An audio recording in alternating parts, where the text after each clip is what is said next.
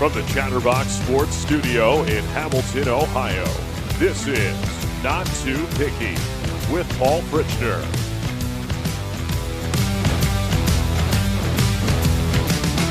Hello and welcome into another episode of Not Too Picky. It is the Monday special for you today. Paul Fritchner, we have Casey McAllister over there at the producer's table, and today it's Reed Mouse who's filling in as a producer. He'll be up here at the desk for segment number 3, but a great Monday show for you today.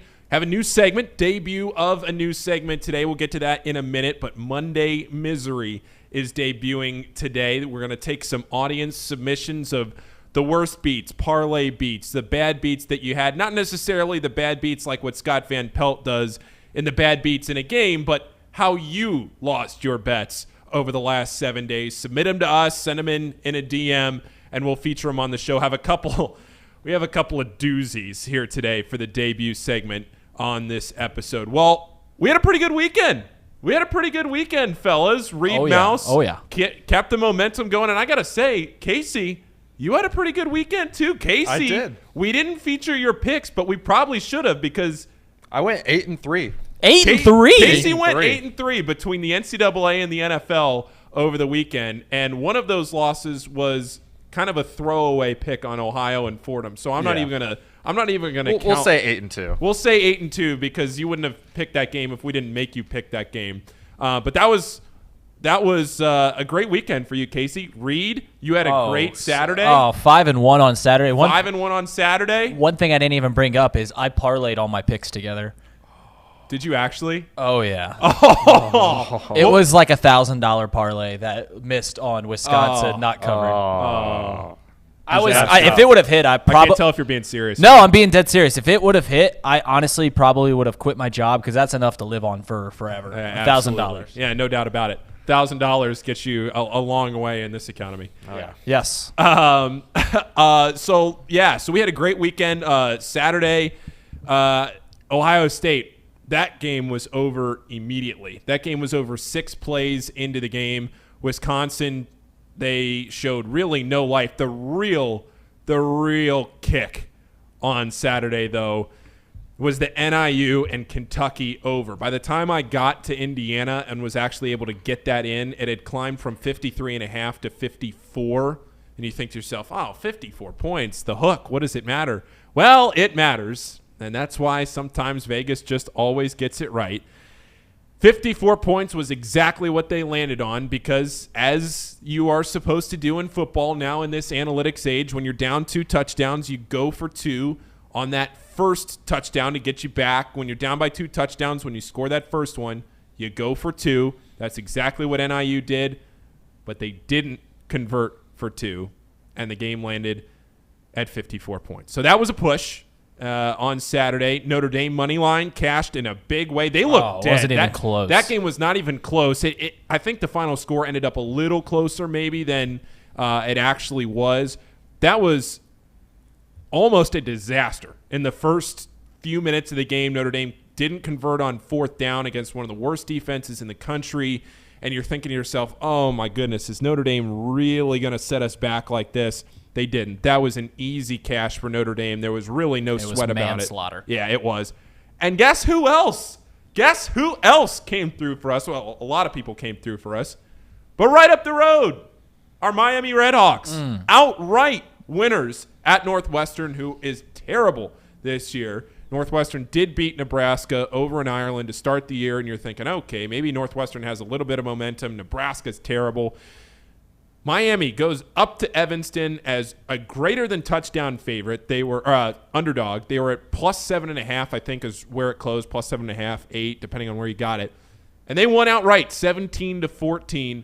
I didn't hate Miami on the money line in that game. I didn't take the money line. I just took them. I took the 7.5 points, and they cashed it outright. Great way to kind of continue some momentum for Miami, who ball bounces a few different ways against UC, and that game could have been a lot different. I'm not saying they would have won, but they were a couple of maybe bad Miami breaks away from keeping that UC game the week before down at Paycor interesting. Sad news, fellas. Ooh. Very sad news. Oh no. That I had a lot of tweets about, that I had a lot of texts about, I had some people asking. the Reds' Nerfy streak has come to an end. Oh. I think it was 12 where it ended, which is still incredible. We did the show on Thursday. It hit on Thursday. Reds scored 2 on Friday. Didn't score last night in the first inning. But if you're looking to bet the Reds, the Nerfy's really been the only place that you can find some value lately, because now with about 10 games left in the season, Reds close the season in a really weird way. They go up to your Cubbies, Reed, and then they come right back down to Great American for a midweek series to close the year. Kind of a bizarre way to end the season. Fighting off a 100-loss season, too. Are they going to do it? Are they going to fight off 100 losses? They've only lost 100 games in a season once in their entire history. Oldest franchise in America. I don't think they lose 100. They got to win like 3 games. They got to win 3 games is what they have to do. I don't think they do it. If there was a bet on it, I think they can pull off 3 wins here. 6 games against the Cubs and all losses. All losses. You got to do it against Pittsburgh. Yeah.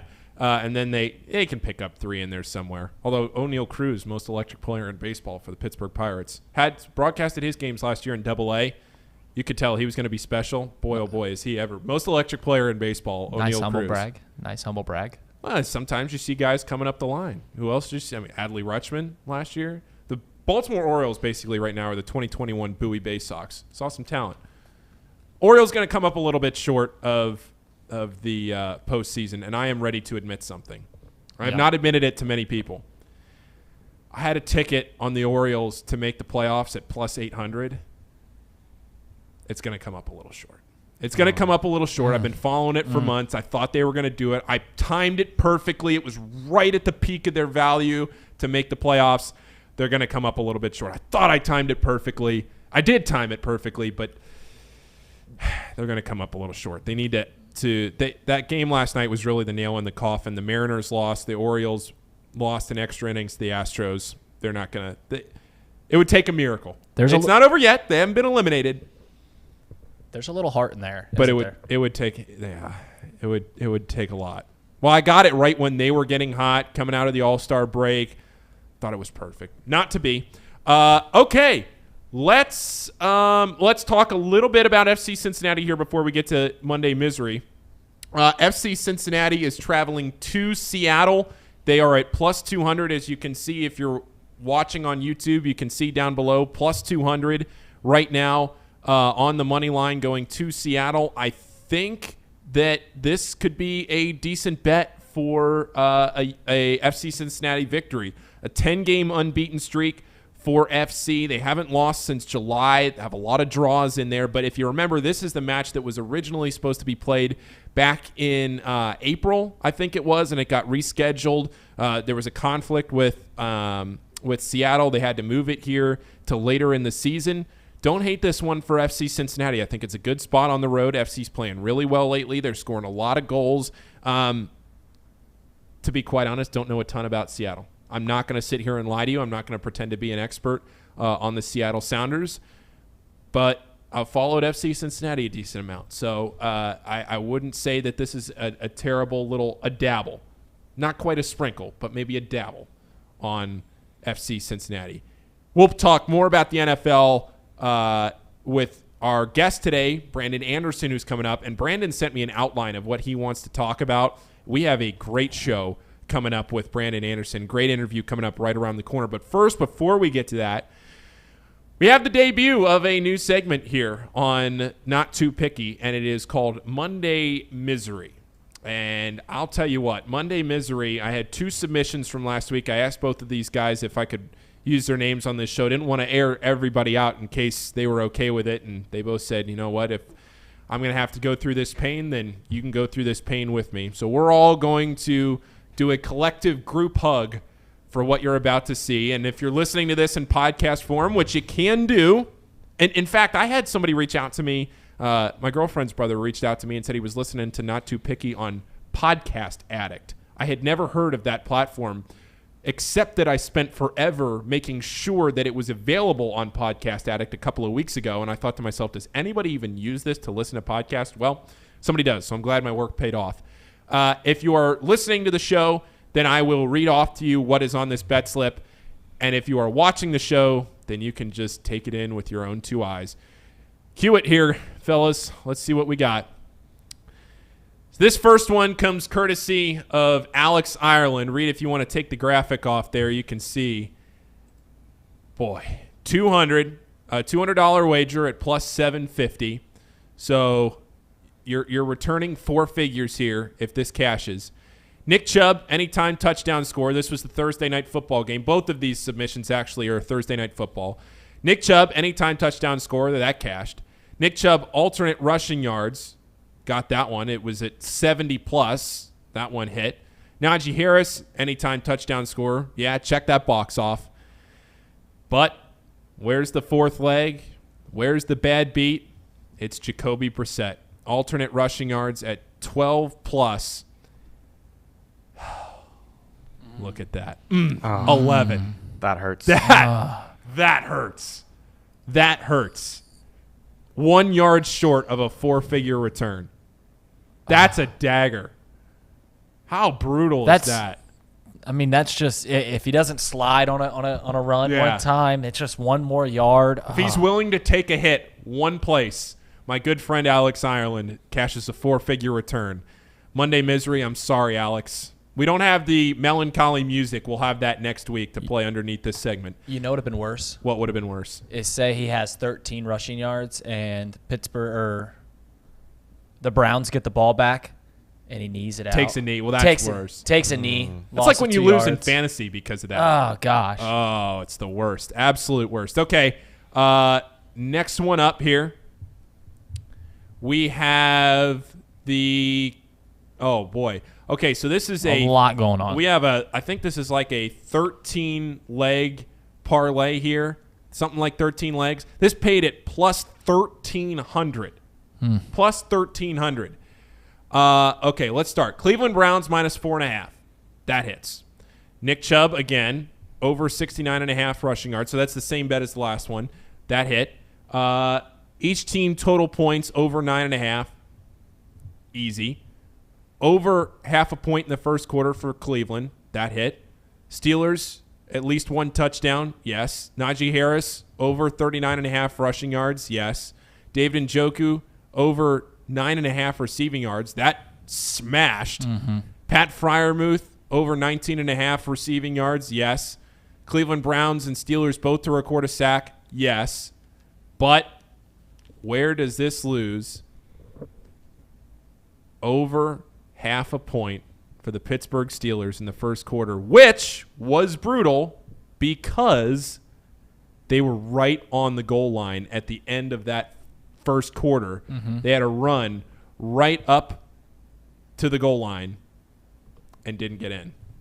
At least you're not waiting to the fourth quarter on that one though. Like it's still just a dagger in retrospect, you know? When you're looking back at it, you're like, oh God, just a one piece. But if you're waiting into the fourth quarter, you need something to go in the fourth quarter, and then it misses. Like that's the only leg. Like say, I don't know. Imagine that you have a 6-game parlay going all throughout Saturday, and the final piece that you need to win 4 figures is to Wisconsin to cover 19 points, and you're just – and it wasn't close. No, it wasn't close. That game – Ohio State was up 21-0 to start that game. By the second quarter, it was 21-0, and that game was absolutely never, ever close. So that's Monday Misery for you. If you're listening or if you're watching through the week, if you have bad beats like that, send them in. You can mention us on Twitter at Not Too Picky. You can send it in as a DM if you want to stay more private with it and you want me to just mention it on the air, I can do that.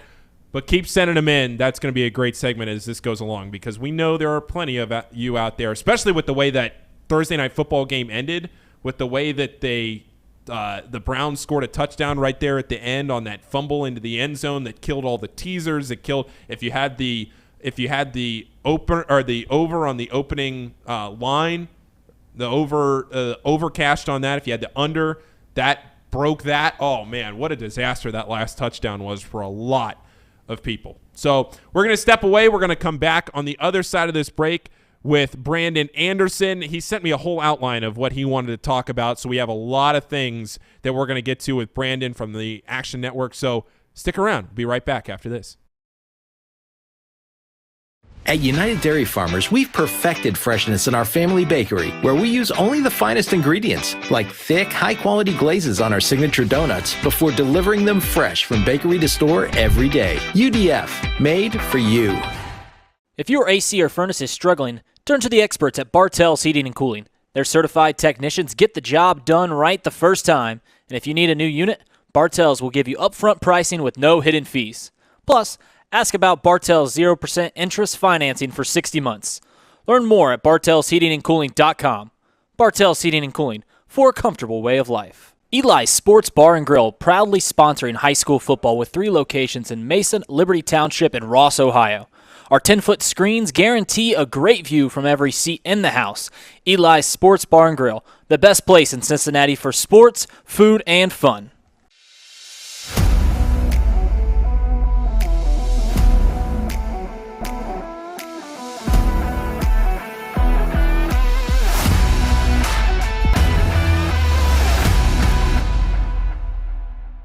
Where can you turn when you're in pain? Turn where more high school, college, and pro athletes turn. Where your neighbors and weekend warriors turn. Turn to Beacon Orthopedics and Sports Medicine and get superior care on your schedule. That's the Beacon difference. Check out our fresh arrivals at Jake Sweeney Used Cars. Over 250 used vehicles weekly. All makes, all models. From economy to luxury, Jake Sweeney, the original used car superstore.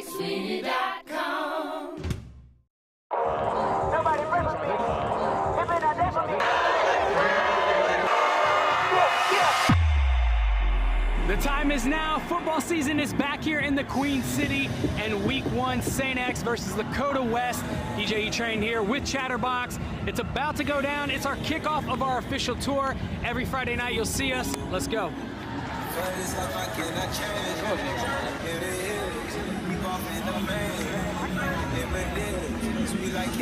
1, 2, 3. Let's go.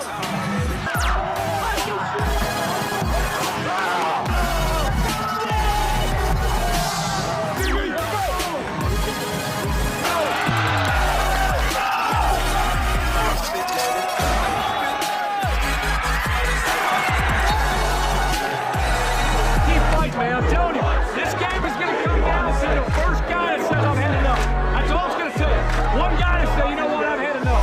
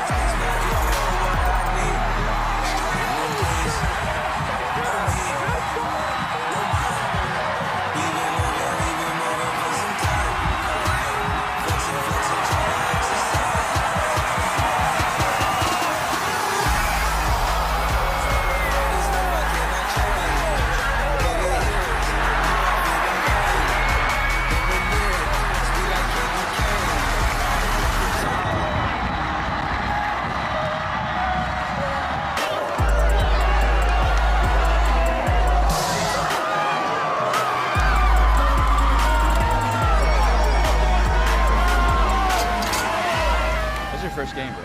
My first one. I mean, I couldn't have asked for a better first one because Dakota West struggling a lot throughout the first half and beginning of second half, and then Big time. it's a party, it's a party, it's a party. I know one thing. Ain't nobody does this better than us. Facts. Yeah, this atmosphere was insane. Show was on point. Everybody had a great time for the first one, too. Bringing people together. Big shout out to everybody tonight that worked hard from Chatterbox and everywhere else to put on a great show. This dude's legit. And he's sweating, so you know he's legit.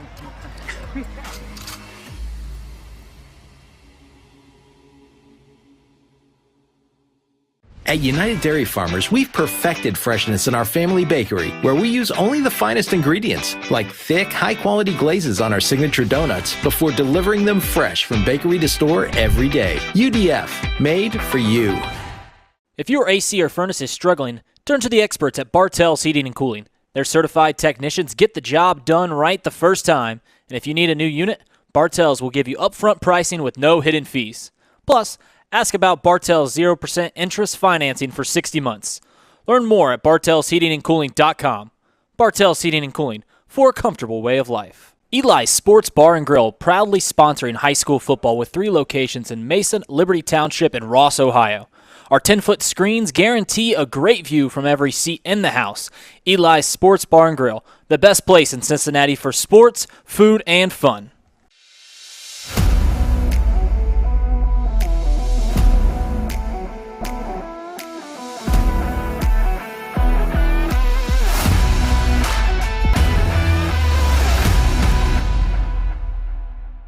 Where can you turn when you're in pain? Turn where more high school, college, and pro athletes turn. Where your neighbors and weekend warriors turn. Turn to Beacon Orthopedics and Sports Medicine and get superior care on your schedule. That's the Beacon difference.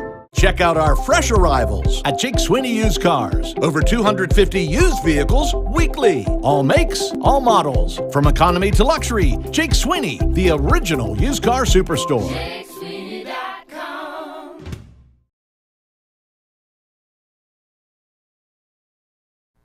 Welcome back here to Not Too Picky, and I am joined now by Brandon Anderson of the Action Network, and I'm excited for this one. This should be a good one here. I have on my record here, it looks like we have a lot of things to talk about. Brandon, how are you today? Thanks for joining me here.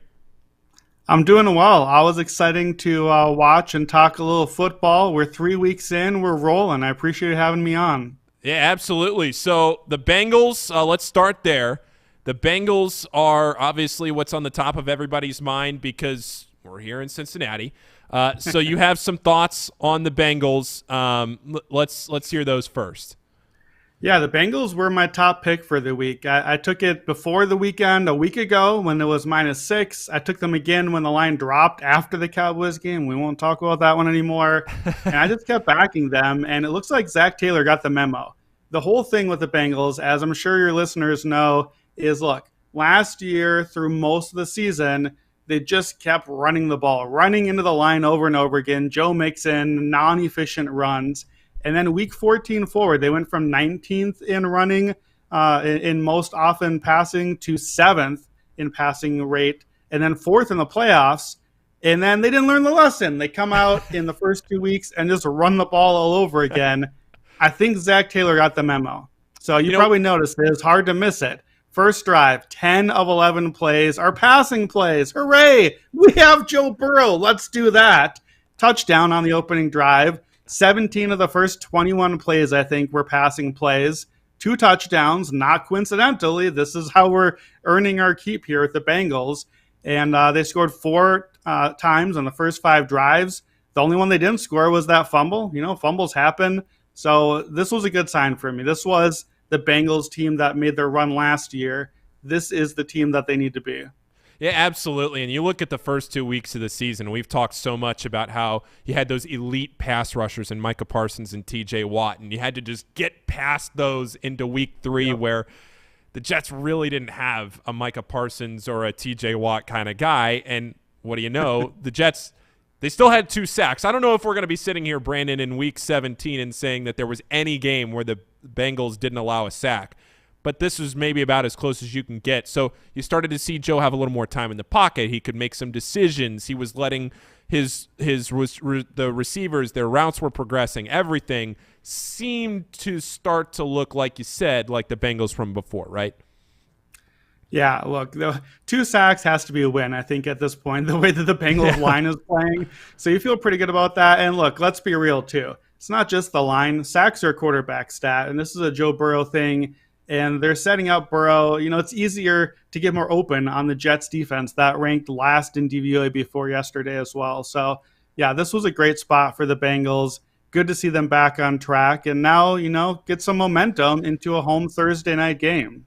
Yeah, I had John Heislip from Odds Checker on the other day, and he gave me his winner of the day, in which I will put you on the spot in a minute, Brandon. I am going to ask you for a winner. And my guests, they're on a streak. We have built a streak, 2 winners in a row. So you will have a winner to present at the end of this segment. Pressure. But I'm not gonna put you on the spot yet. We'll get to that at the end.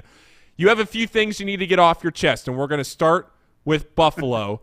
You said you were texting me a few things that you wanted to talk about, and you said that Buffalo should have won the game, but it's a tough environment down in Miami with the heat. The way Miami was playing leading into this game, Buffalo was severely injured. What did you make of that game with Buffalo and Miami and what you can take out of it? Yeah, I think the takeaway is that the Bills absolutely should have won this game. My jaw dropped when I look at the lines at the end of the game. Buffalo ran 90 plays of offense in this game. In regulation, no overtime here. Miami ran 39 plays. That is a massive discrepancy. The Bills racked up almost 500 yards. The Dolphins had 212 yards of offense. In fact, 32 and 45 of those came from late passes on Jalen Waddle on their scoring touchdown drive at the end of the game. Otherwise, 135 yards all game for this red-hot Miami offense, which, by the way, is facing a Bills defense that was missing 5 starters. Like, the entire secondary is basically out for this game, and the Bills dominated. They had over 40 minutes of the ball. They doubled them up in first downs. Normally, those numbers would tell us this game was a blowout and a comfortable win for Buffalo, but the Bills had a strip sack inside their own 10. That's an easy touchdown for Miami. They missed a field goal. They had a 17-play drive that ended on no points at all because they got stuffed inside, in the red zone. And then we had even the butt punt, as much as we all laugh at that, might have been a stroke of luck in Miami's favor. If that punt ricochets 5 yards forward instead of backward, Buffalo has the ball right there, and they score and win the game in all likelihood. Instead, they get the bailout in some ways. Thomas Morstead booms a free kick. And then also the Bills, end of the first half and end of regulation, come like 2 seconds short of a possible long field goal attempt. And again, they lost the team by 2 here. So for your listeners, for Cincinnati folks, here's the real takeaway that you need to know. The poor Miami defense is on the field for 90 plays, getting run into the ground in Miami Heat territory. Like, these guys are exhausted. They just got run into the ground by Baltimore a week ago. Lamar Jackson, remember, we like the comeback for Miami, but you had to come back from down 35-14 because you gave up 35 to Lamar Jackson. So I think this is going to be a tired, exhausted, not necessarily great Miami defense. Their defense that likes to make up for that by blitzing a lot. Guess who likes to play the blitz? Joe Burrow is pretty good against the blitz. They're going to give him some single coverage, some chances to dial up Chase and Higgins down the field. I think this is a really strong spot for Cincinnati heading into Thursday night because of the way that Miami is just exhausted after that game. And we didn't even mention the Tua Tagovailoa injury either. Yeah, that's 100%. Have you heard anything today? I haven't seen any updates to whether he's going to be available on Thursday or not. I haven't seen anything in the last couple hours or so.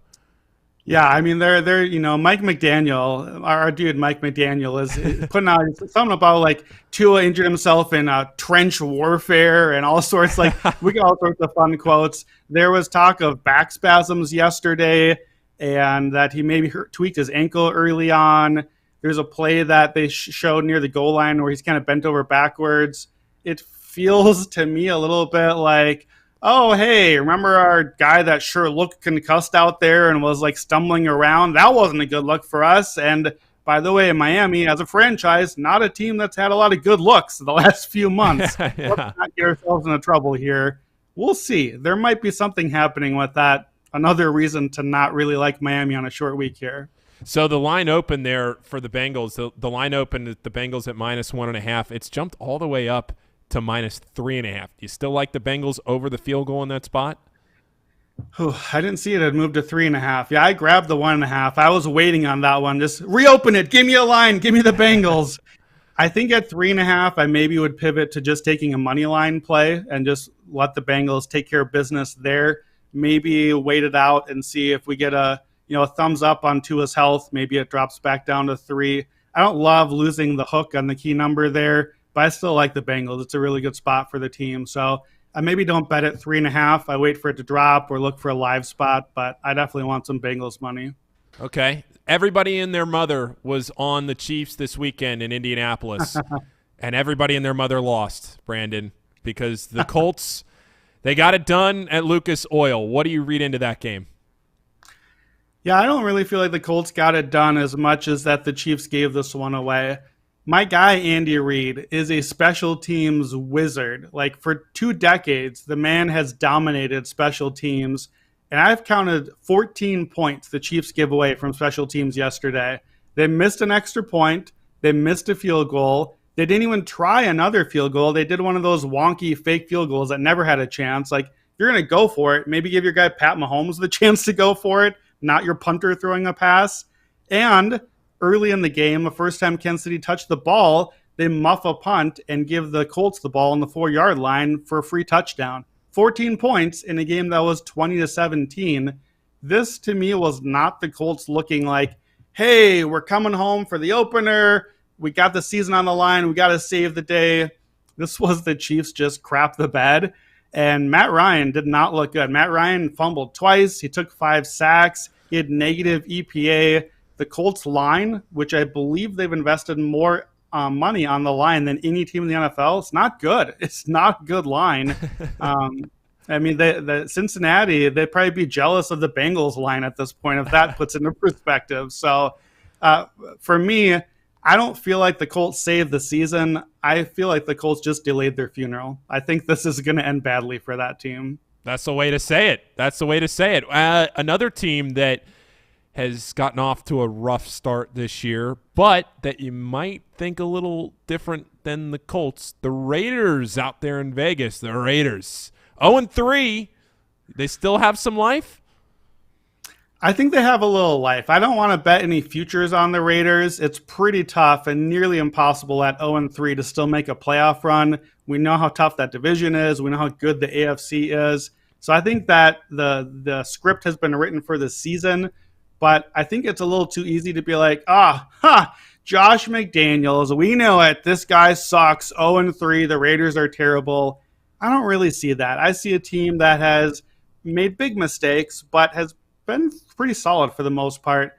Yesterday, if you are like me, if you watch a lot of NFL Red Zone on Sunday, so you get a little bit of everything, we didn't see a lot of Raiders Titans. Thank God we don't need to see a lot of Raiders Titans. And then late in the game, we got to this segment where the other games are starting to go away, and we saw like 15 minutes of real-time Raiders Red Zone offense trying desperately to get that touchdown to tie it up. They had 8 plays in the red zone, finally score a touchdown, but then miss the 2-pointer to lose the game. So it turns out that was basically a picture of the game and of their entire season. Vegas had 9 drives yesterday. They got in the red zone 6 times. That's good. You want to move the ball into the red zone. The problem is they only converted that into 2 touchdowns. They're 1 of 12 on third down. Yesterday, the Raiders ran 25 plays in the red zone. They got 53 yards out of that. Yeah. I don't know about math for you, but that is 2 yards of play, and that is really bad. They had an interception. They had a fumble. They had 2 false starts in the red zone. They obviously had that failed 2-pointer with the game on the line. What was wild to me is that after the game, I looked it up. So the Raiders have had more drives than any team in the NFL make it into the red zone. They're almost 45% for the season. You would think that would be the Dolphins or the Eagles or one of the 3-0 teams, not the 0-3 team. The Raiders have lost 3, but they lost 3 by 1 score. Traditionally, 1-score games tend to be pretty coin flippy, and that sort of stuff evens out over time. It's probably not going to even out and let the Raiders make a playoff run, but I think it's a good reminder that this team is moving the ball. There's something good there. It's a good buy low team to look for some value on, I think, the next few weeks. All right, we'll stay out west. You talked about the Raiders. Let's talk a little bit about the Chargers. Everybody's so high on the Chargers coming into the season. Justin Herbert, so much talent. They just barely missed the playoffs last year. Is this a contending team? What are they going to be able to do? And then yesterday, they kind of go out there and lay an egg. Granted, Justin Herbert looked pretty hurt, and he was still kind of recovering from what happened a week before. Anything on the Chargers for you there, Brandon? Yeah, I think that was a 2-parter for me. So the Jaguars win 38-10, and this is one of those where, yeah, that's actually the right score for this game. I like to say, no, it's not the real one. This was closer than it looked. No, 38-10 was accurate. The Jaguars are good, man. Like, Jacksonville is a pretty good football team. Their pass rush is the real deal. Josh Allen, number 1 pick, Trayvon Walker, Devin Lloyd, their rookie linebacker, had a big game yesterday. And obviously Trevor Lawrence is looking pretty good. Turns out having a real human coach is a good thing in the NFL. So the Jags are looking pretty good. The Chargers, I was really high on the Chargers for the season. You got to be out on this team right now. And you can't fault yourself, though, Brandon. I think everybody was high on the Chargers coming into the year. I think everyone's like, seriously. Every season. Every year we're high on the Chargers coming into the year. But I really thought it might be different this year. And then it's the same story as usual, the injuries. This team just can't stay healthy. Obviously, the talk is Justin Herbert. That's a big deal. We already know about all that. But then Corey Linsley, their all-star center or Pro Bowl center, was already out. And then left tackle Rashawn Slater, the guy that was the stud rookie last year, goes out hurt. And now I don't know if you saw it, but news this morning is he is out for the season. He has a torn bicep.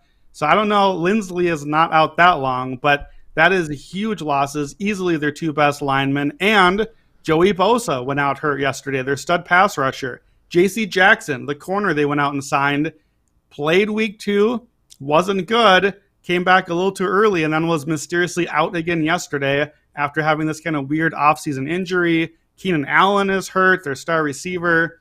The Chargers are kind of a stars and scrubs roster, and their stars are really good. But if you were to list off the top 10 dudes on this team, 7 of them are injured right now with serious looking injuries. I don't know that it's the end for the Chargers because a lot of these guys could come around, but you can't back this team right now with all those guys injured. If you're going to pay that much for the stars, you can't back it when it goes this badly. By the way, everyone loved to talk about the AFC West, best division in history, right? The AFC West was 0-3 against the AFC South, the team that literally didn't win a game in week 1 despite playing each other. So football is weird, man. Well, you talk about the AFC South, the Jacksonville Jaguars. Right now, the Jaguars are plus 225 to win the South. The Colts are the favorite at minus 105. Do you take a flyer on the Jaguars at plus 225 to win the South? I don't know if that's the worst bet in the world. Well, I got to humble brag a little bit here. I don't take the flyer because I've got the plus 800 from before this season. I had an article. That's why I have you on. That's why I have you on. You're the expert. Yeah, right? I bring you on to talk about it because we're the ones that are late to the party. We're catching up. You know, the ball's already dropped at midnight. We're showing up at 12:30. Everybody's drunk off the champagne. And you're like, no, I was here at 11:30 listening to Ryan Seacrest. That's what you're bringing to the table here. And so you had the plus 800. I got the plus 800. Every year there is a worst to first division team. I think something like 17 of the last 19 years. They were a good sleeper for that. They're still looking pretty good. We want to fade the Colts. I'm not that sold on the Titans even after they won. I think it might be a week early if you want to bet the Jaguars, though. Jacksonville goes to Philadelphia this week. They could win. They're good, but the Eagles are looking awesome. And meanwhile, the Titans and the Colts play each other. So there's a pretty good chance a week from right now, the Titans or Colts, one of them has to win. Well, assuming they don't tie again. But one of those teams will get to a second win. The Jaguars most likely lose in Philadelphia. And now I think we get a better line at that number. So if you want to play Jacksonville, you play that. If you really do like Jacksonville, let me give you here. We'll give you the Seacrest pick. We'll get you on the cutting edge of this one. Oh, let's go! I looked this up this morning. Trevor Lawrence is 40-1 to win MVP right now. We have loved in recent years giving MVP to that sophomore breakout quarterback. The Jags are looking really good. The division looks awful. They could go 6-0 through the division, add a few other wins. Suddenly, you're an 11, a 12-win team. We got Doug Peterson in the house. The Jaguars have had one winning season in 10 or 15 years at this point. We know Trevor Lawrence would get a lot of buzz. And if you think they can go to Philadelphia and win this week, this is the time you have to buy the ticket, because I guarantee you, if the Jaguars go to Philly, undefeated Philly, and win that game, that 40-1 Trevor Lawrence ticket you can get right now is going to be down to 12 or 15-1 1 week from right now. Mark that down. Mark that down, fellas. Trevor Lawrence. There's your long shot. You got that. We have our producers over here. They have it on the notepad. We're keeping a track. You know what we need is we need a whiteboard just back here of all the futures that all of our guests give us. Check it off. See what cashes. Don't go crazy. It's a long shot. I would say he should be 15 or 20 to 1. That still means our ticket's probably going to lose, but we're getting huge value, probably double what it should be. 40 to 1 if you can grab it. We're all about the value. All right, Brandon. A couple of things before we let you go here. You have a couple of picks that you said, Cincinnati, Arizona, a couple of things. Then I'll ask you for your winner. Now, if your winner is part of this, then you can go ahead and give it. Now, preferably your winner comes between today and Thursday's shows, so maybe a winner from Monday Night Football if you have one. But if you don't, I won't force you. All right. Well, do you want me to start? I can do a Monday pick and a Thursday pick. Do you want me to go in order? Let's do it. Let's do a Monday and a Thursday pick. All right. So Monday Night Football, my pick is I am probably not going to watch this game super closely because these primetime games have not been a lot of fun. The total on this one is 39.5. I like the under. That's my pick for tonight. The under looks good to me. The one unit on this field that we know will be good is Dallas's defense. Micah Parsons is just an absolute superstar. Looks like Lawrence Taylor 2.0 out there. The Giants O-line has not been good. Don't let the 2-0 by New York fool you. The fact that they are barely favored in this game is all we need to know. Teams that are 2-0 but favored by 4 or less points are actually 14-21-1 against the spread. It's only covering 40% of the time. And then here's a few other under numbers for you. Primetime unders this season, 7-2 to the under. Daniel Jones at home, 15-5 to the under. And then September unders since 2014 with totals in this range, 15-9. So look at the Cowboys and the Giants. Their games have been 41, 40, 40, and 22 points. These teams don't score a lot of points. I will take the under for Monday Night Football. All right, we like it. There's tonight's pick. Now, what else do you have? You have one for Thursday, the Bengals. That's what people here are listening to are going to like to hear. What do you have for us for Thursday?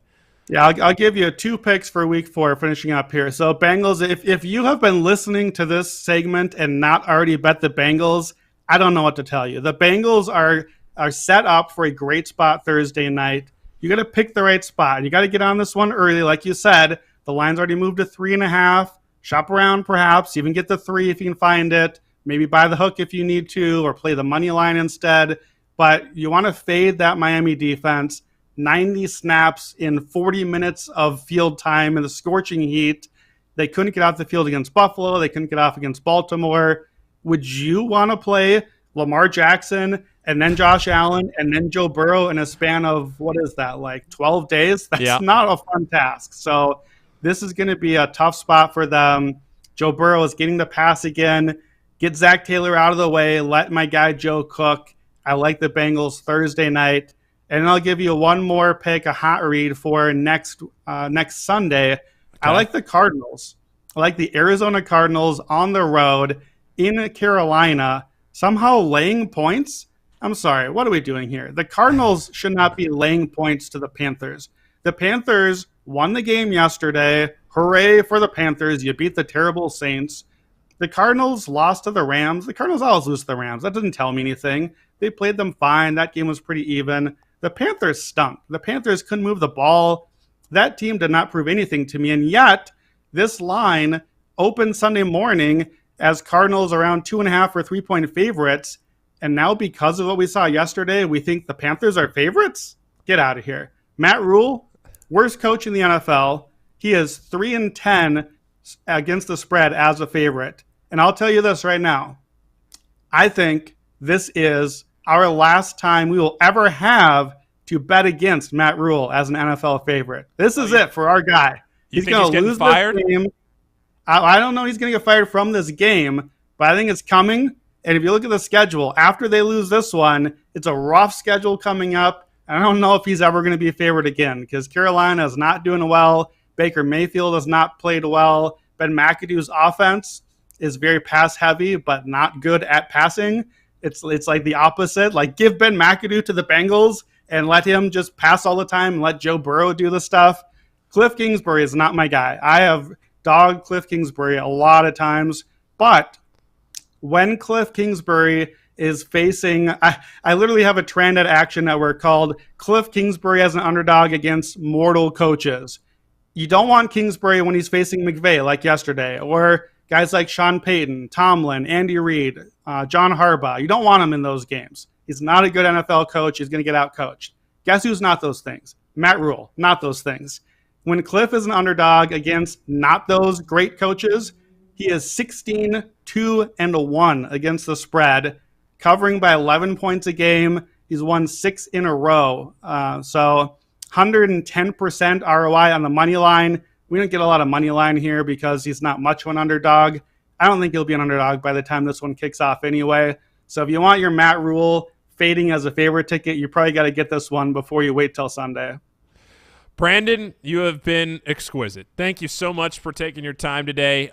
You can find we can find you at Wheaton Brandon on Twitter, right? And then the Action Network. Wheaton Brando, no N at the end there. Oh, so yeah, that's Wheaton right. Brando on Twitter. Make sure to follow on the Action Network app too. So I'm Wheaton Brando on there. Real-time odds, tracking the games, track your picks, keep track of all the money that we're making. We were 8-1 on the app yesterday, plus 5.7 units. So follow me at Wheaton Brando on there. Let's make some money. Let's go, Brandon. Let's fire us up. Let's go. I love it. Gatta. Brandon, thanks so much. I appreciate it. Let's do this again sometime. Have you back on sometime down the road. Thanks for having me on. Thanks so much. Talk to you soon. Sounds good. Well, thanks again to Brandon Anderson from the Action Network. Great interview there. If you listen to that segment stuff. and you can't find a winner out of what he just gave, then I don't know what to tell you.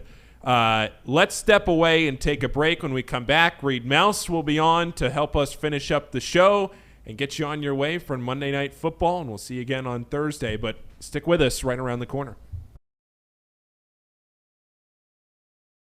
At United Dairy Farmers, we've perfected freshness in our family bakery, where we use only the finest ingredients, like thick, high-quality glazes on our signature donuts, before delivering them fresh from bakery to store every day. UDF, made for you.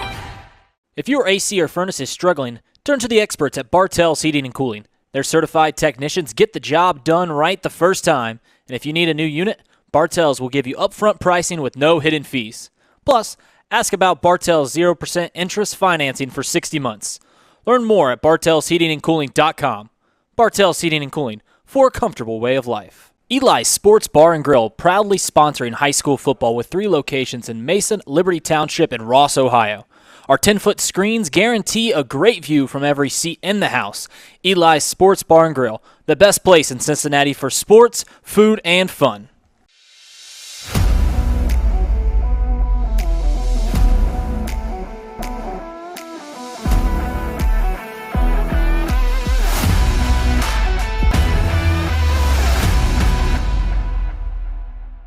Where can you turn when you're in pain? Turn where more high school, college, and pro athletes turn. Where your neighbors and weekend warriors turn. Turn to Beacon Orthopedics and Sports Medicine and get superior care on your schedule. That's the Beacon difference. Check out our fresh arrivals at Jake Sweeney Used Cars. Over 250 used vehicles weekly. All makes, all models. From economy to luxury, Jake Sweeney, the original used car superstore.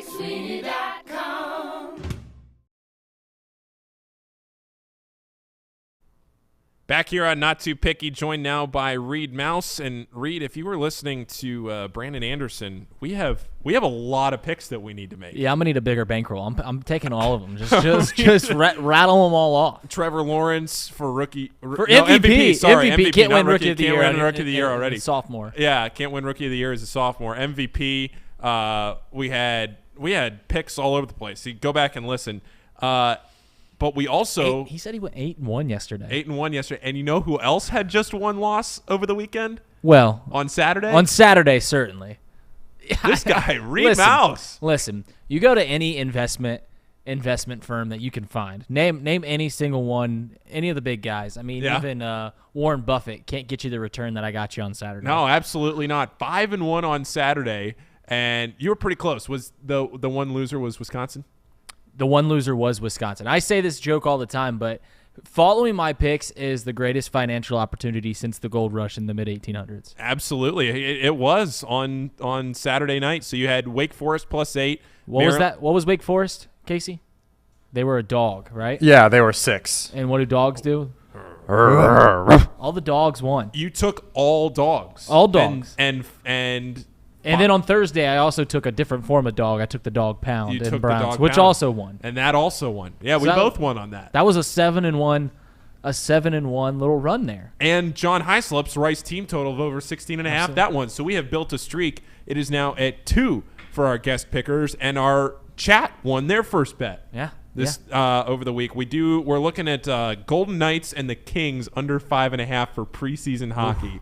Is our only submission right now. Hey, that's good stuff. That's good stuff. But if that's what it has to be, that's what it has to be. Okay, so let's talk about Monday Night Football. Okay. Because that's really the only picks that we have to make until Thursday, unless there's anything else. Some baseball picks, but no. We'll not be doing that. So let's talk about Monday Night Football. It's the Giants and the Cowboys. Mm-hmm. You have 2 picks for us. I have a pick for you. Let's start with your pick. Listen. Your prop pick. Well, okay. So I looked at, the entire list. And just like yesterday, I had 2 losers yesterday. I was 2-2. But the only reason was that because you were basically knocking on my door like, hey, Reed, we need picks. Like, people are going to – I didn't want to put my stamp on anything. And you're just begging me. I mean, you are such a harsh host. I am. I'm demanding. On my tail 24/7. So I threw a couple out there, and, we went 2-2. Whatever. We're going to get back in it. Same thing tonight. I looked at it. I really didn't like, either the Cowboys or the Giants in this one. Backup quarterback for the Cowboys, and then I don't really trust Daniel Jones. And that line is weird. Yeah.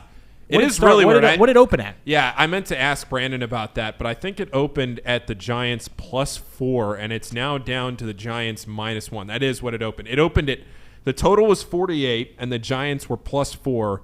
The line is now 39 or 38.5, depending on where you get it, and the Giants are -1 favorites. So the total moved. The total moved 9 points. Yeah, and the Giants got 5 points in their favor. Something's happening there, right? Like there's something else there. You don't see that kind of line. Well, I'm wondering if it's just the general public looking at the Giants' 2-0 record and the Cowboys' backup quarterback and saying, well, the Giants probably keep it rolling at home, and the Cowboys, well, Cooper Rush, he squeezed the magic out of him last week against the Bengals. Jackson Rush, yeah. Sorry. Did that come from anywhere, or is that just you? No, Trace thinks his name's Jackson Rush. Is the only thing. Oh, okay, that's right. So Jackson Rush, we squeezed all the juice that we could get out of Jackson Rush last week, and now maybe Cooper Rush, maybe he shows up. Right. Maybe he's got an alter ego, and it just rocks and rolls. But hey. Yeah. So it's the Giants -1 tonight. The total is 39. Brandon Anderson locked us in on the under. But before we get to the total and to pick a side, which I am regrettably going to pick a side in this game. You need my prop. I don't love it, and I do need your prop. Okay, so my prop was, and I started looking around, and I've actually bet this already this year, and it hit.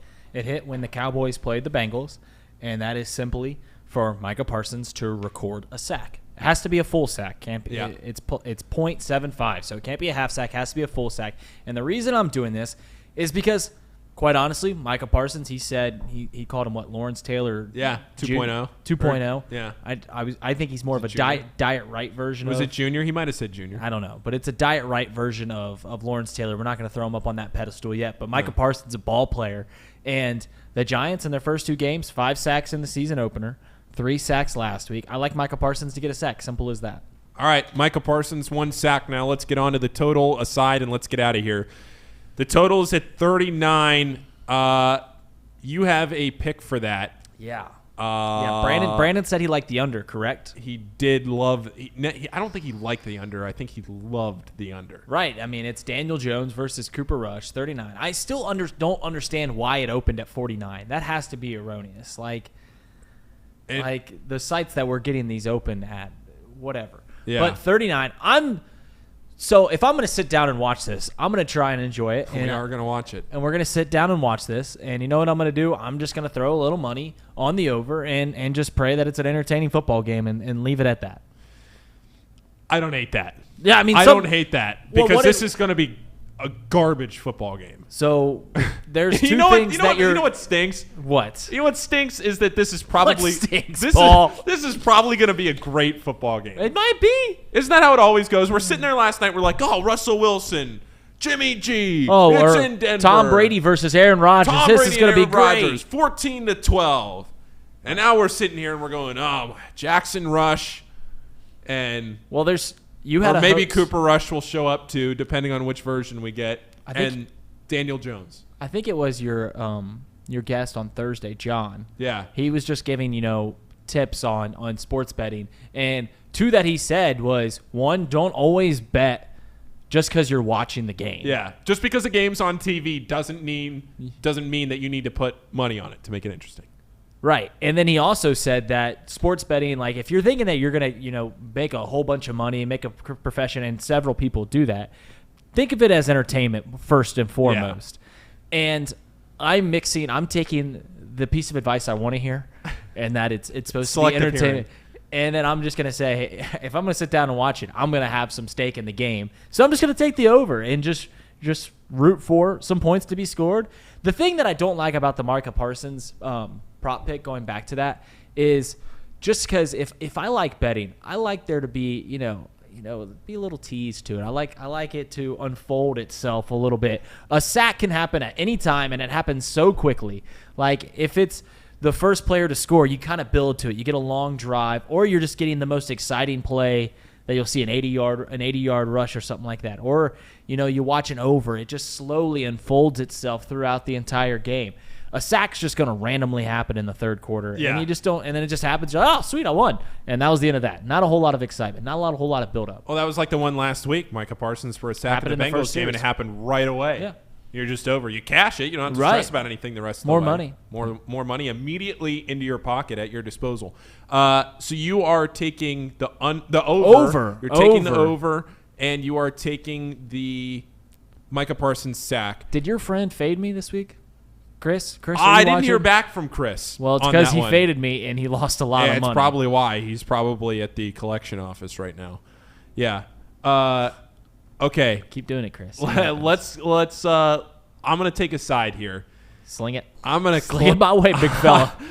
I'm gonna close my eyes, and this pains me. This really pains me with the way this line is moved, where the money's coming in, the lack of talent on the field, the record. But I'm gonna do it. I'm taking the Giants. Ooh. I'm taking the Giants -1. I love hate it. I love it. I'm going to get behind my pick, though, Reed, and I'm going to stand with you. I love it, too. Love it. I love this pick so much. It's going to win. It's going to win so much money. I love this pick. The Giants -1. Here's another pick that I'm going to give you, and I'm going to suggest that you get on this early. I don't know where this line is right now. It was at 6.5 earlier today, and we have another show on Thursday before this game. Okay. So we will be able to talk about it more then. But it has not moved since this morning. So if you're looking at the bottom of the screen, you can still see it. Kentucky, the Wildcats, against Ole Miss. They are going to Ole Miss, a noon game on Saturday, +6.5. If this game gets up to 7, I would throw everything I have at this game. I like Kentucky to win this game. Ole Miss, Ole Miss ain't played nobody? Nobody. Ole Miss has not played anybody this season. Listen to this Ole Miss schedule. They've played Central Arkansas, Troy, Georgia Tech, just fired their coach, Tulsa. And now they're going to play. And that's it. And now they're playing play the Kentucky. Wildcats of Kentucky. And now they're playing Kentucky at home. I'm not going to sit here and say that Kentucky has played a huge schedule. They've played Miami, Youngstown State, and Northern Illinois, but they did beat Florida in the Swamp. They've at least played somebody, because Ole Miss ain't played nobody. Kentucky's at least played one kind of somebody. I don't know if Florida is a somebody, but they're not a nobody. Well, I mean, Kentucky beat Florida in the Swamp. Pretty handily, too. Beat a Miami team that's going to be a bowl team. Yeah. They're going to be 37-13. That was not anything to scoff at. Correct. Yeah. And then they beat a Penguins team who is top ranked in the FCS. But Penguins. Big FCS guys over here. Right. We love the FCS. Yeah. I'll be at Dayton football on Saturday while this game is going on. That was a nice plug. That was a good one. Yeah, well. Casey, 8-3 this week? Casey got it this weekend. Got it. Hard. I did. I did. But I will give props to the other person that usually sits here as well. Brandon. He did decent too. Not better than me though. Not better than you. Not That's better right. than me though. Went 8-3. He went 7-4, and so did Tom. Tom went 7-4. We had a really good weekend. We all had a good weekend. Good weekend. Yeah. We identified the underdogs, which is an important We thing to did. do. They were we just, you always say we just try to keep it going until we get to the basketball season, right? Oh, first day of college basketball season is Right, we just today. Practice starts today. There you go. Let me tell you what. Well, Hold on that's a you. second. That's where you make your money, right? That's where Well, you. not even so much that. But go ahead. Well, I was So I'm gonna about to say, something. we're just I try to make it to where I just get to college football because I've created this whole little system, and this is where my picks come in, and that's where I go 5-1 on a Saturday because I've created this system, and it just really kills on college football Saturday. So I mean, Chris, don't fade me on college football. Seriously, I mean, my picks are just on the money. You think about this. We come in here for a Monday show on December, the second week of December, and you have Wright State, you have Miami, you have Butler, you have Xavier, you have UC, you have Ohio State, you have NKU, and it's like you're flipping on ESPN Plus at 7:30 on a Tuesday night, and you're like, let's just get after NKU -4 in a Horizon League battle. That's where that fires me up. That's where it's at. That fires me up. Hey, college kids bricking free throws to cashing under. It's a good product. Oh man, I love it so much. First day of practices today. I can't wait to get after it. This year. So we won so much money this weekend, right? I'll be honest, we did all right this weekend. It was a good weekend. You know what the best bet I made since our last show was? What? Is the fact that we get to pie Brandon Sejo in the face tomorrow. Oh, I forgot about that. We do. Yeah. So if I think do we both get a pie him? Yeah. Or well, maybe you get the first throw, and because you suggested it, so maybe you get the first throw, and then I don't know, clean up the scraps or something. I don't know. But yeah, if you weren't listening on Thursday, Brandon was insistent that the Steelers were going to not only cover but outright win against the Browns up in the dog pound on Thursday night. And wait, hey, Reed and Casey, you can chime in, baby. Casey, you can chime in if you want. I got a question for you, Casey. Did the Steelers they cover on Thursday night? Let me. No, they didn't. No. Wait, okay. They didn't win the game either. No, they didn't. Say-ho. Say it ain't say-ho. Say it ain't say-ho. We'll see you tomorrow with a pie in your face, Brandon. It's going to be great content. It'll be tweeted out all over the place. It'll be on Tom's show. Yes. Cherry on top. So the end of. But it'll be on Twitter too. It'll be on Twitter have it all too. over the place. Okay, so just to recap here, if you're listening to picks, we have a million picks that Brandon Anderson made in his segment. Literally a million. I mean, damn near may have been a million picks in that segment. So go back and listen to that. If you are just joining us now, this will be up in podcast format. We tripled our downloads number over the weekend. Oh, yes. Tripled our downloads number over the weekend. We are growing an audience thanks to everybody that's listening and reaching out. T-shirt orders coming soon. T-shirt orders came through hot. Oh, the merch is flying off the shelves. So thanks to everybody for listening. Make sure to share it. We're growing this on. We're almost to 100 followers on Twitter. This is a slow and steady race. But my goal was 100 Twitter followers by October 1st, and we're almost there. There we go. We're almost there. So the guest pick was the Monday Night Football under tonight, under 39, I think. I took the Giants, Micah Parsons, the sack for Reed. So I'm going against the guest over. pick. You are going against the guest pick, which we don't like to do, but that's what we're doing today. Sorry. For Casey, for Reed, I'm Paul signing off. We'll see you back here at 2 o'clock on Thursday, everybody. Enjoy the week.